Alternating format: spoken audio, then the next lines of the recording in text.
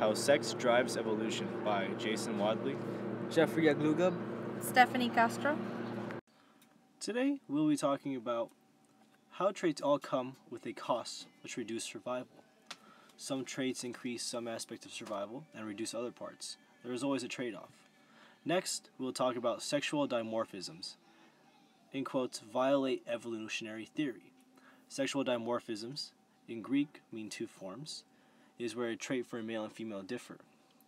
We will then talk about female choice and how that has driven evolution, since the majority of species having females be the ultimate decider in reproduction.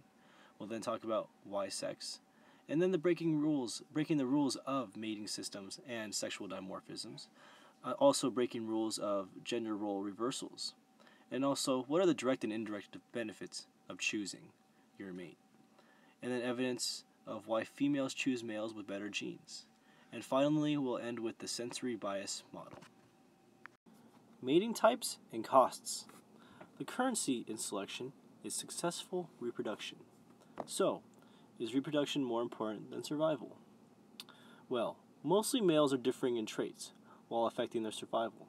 To answer this phenomena, we must take the standpoint of reproduction being more important than survival. If it is more important for a male to mate with a female, we now see why there is a trade-off between traits. There are two types of sexual selection: direct competition between males, and female choosiness. But first, sexual selection, defined by Darwin, is selection that increases an individual's chance to getting a mate. For example, widow birds, differing in tail length. Female widow birds have shown more preference for longer tails and less for shorter tail widow birds.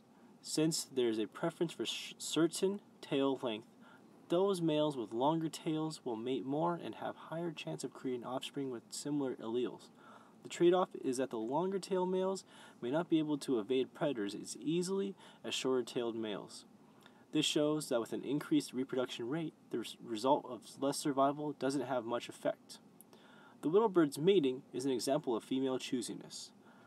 This is one type of sexual selection, and it is when a female chooses the mate based on certain appealing traits, which could be color, size, or some other physical display.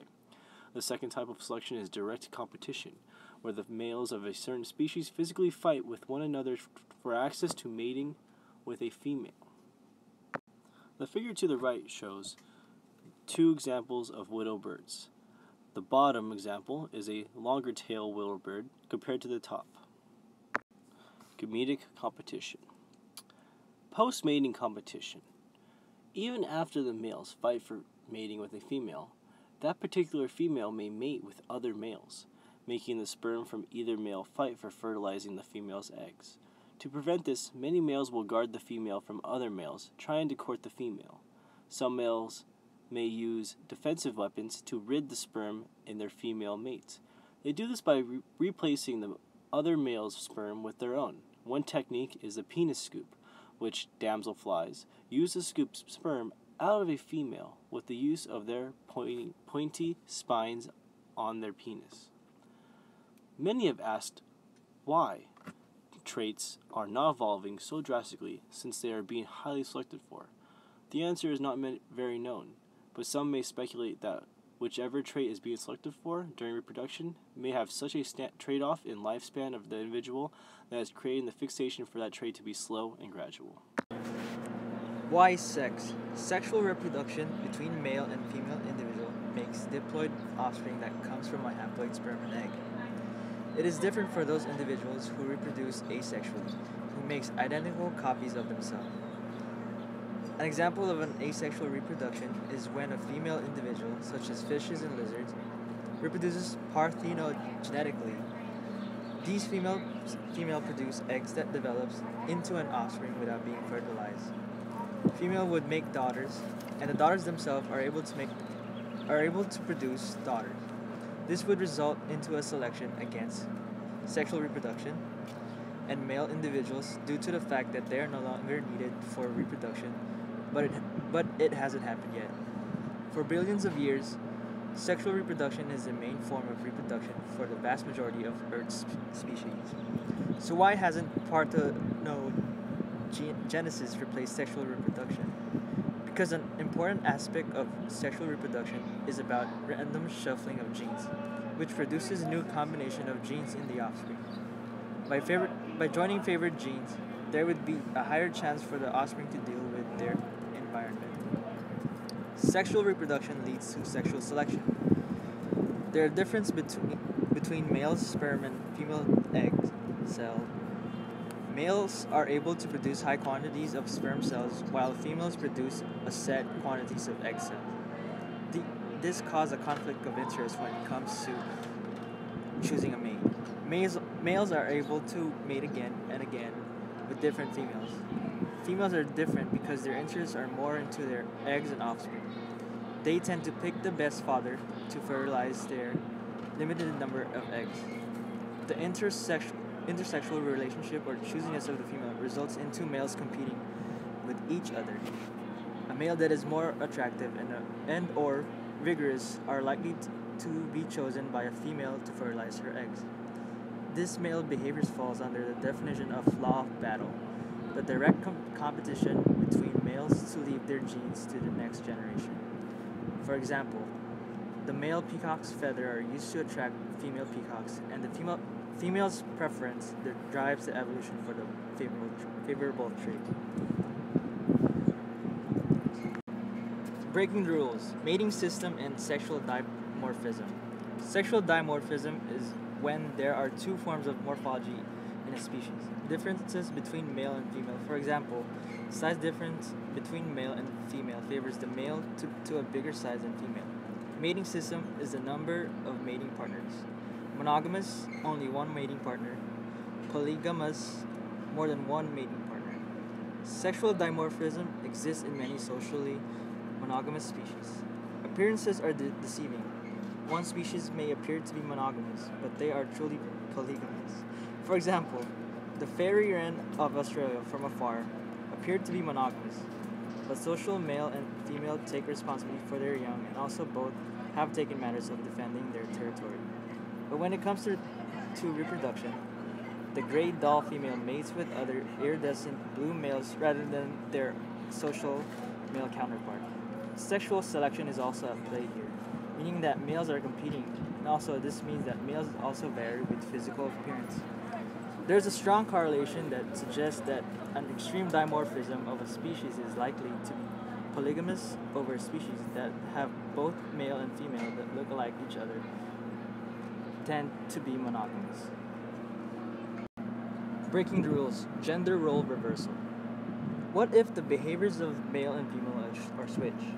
We rarely see this type of situation, but we would see sexual dimorphism favoring the females in terms of phenotypical trait that would help their reproductive success over another individual, and their responsibility of parenting is now handled by male. For example, the seahorses take on this role reversal. The male seahorse fertilizes the female egg, and then after, the male seahorse takes the fertilized egg in his pouch or tail. The role reversal also affects the ratio of male to female, being that there are more females in the population, so that we would see an intersexual relation between the females. Also, the females, since there is competition, the variation are greater, and that means that the males are choosing the female to mate with since there are less males. Why choose? Direct and indirect benefits. Females are the choosy ones, but how do they choose? What exactly are they looking at and why? Both Wallace and Darwin made their own observations why, but Darwin seemed to have the closest guess. His answer was that females were choosing on pure aesthetics. Though this does explain part of it, it does not give the whole answer. Preferences aren't random, and they may have probably evolved by natural selection. A female has benefited in both ways by choosing a particular male, either directly by helping her during childcare, therefore producing healthier young, who can then be ready to reproduce and carry on the genes, or indirectly by choosing the male that has better genes than other males, therefore giving those great genes to their offspring, who will then grow up to be carriers of great genes and reproduce. Certain features in males are indicators to the females of whether the male would provide large direct or indirect benefits. Female preferences that give direct benefits. One example of direct benefits at work is the example of the house finch of North America. Females are brown and males have bright colors on their head and chest. or breast. Males do provide parental care after the eggs hatch, but how does the female know which male to choose that will provide better parental care? There does seem to be a preference for the brighter colored finches.